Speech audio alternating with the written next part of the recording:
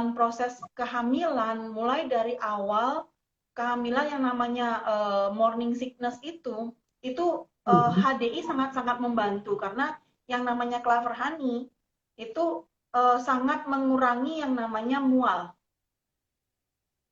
Ya, si mungil kecil Itu ini yang ada di belakang sangat saya itu. bermanfaat. Jadi kalau misalnya morning sickness, jadi nggak nafsu makan, mual-mual, muntah-muntah, itu kalau misalnya kena clover honey ini, jadi Hmm. karbohidratnya sudah mencukupi ya kan, karbohidratnya tinggi banget tapi lemaknya nol.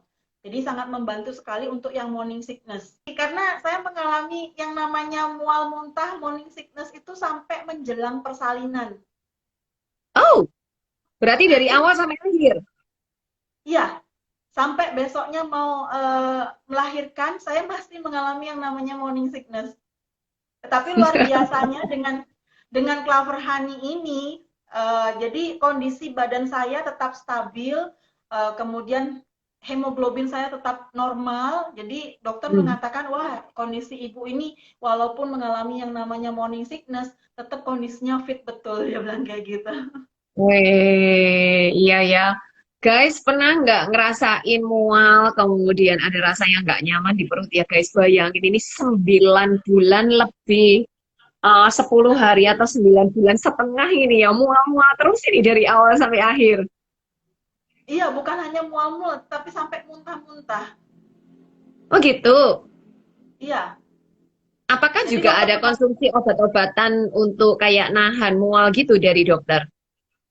enggak, saya enggak mau. Ya, karena emang saya pun dulu pada saat hamil ngalami morning sickness. Setiap kali diberikan obat oleh dokter itu pasti saya mikir tuh ya.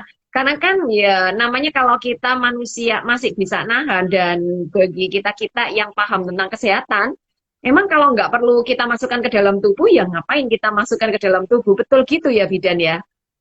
Iya, jadi dokter memang ngasih obat, cuma saya mikir kan, sampai dokter mengatakan, Bu, kalau ibu nggak tahan mual-mual dan muntah-muntahnya, ibu segera opnam ya, dia bilang kayak gitu.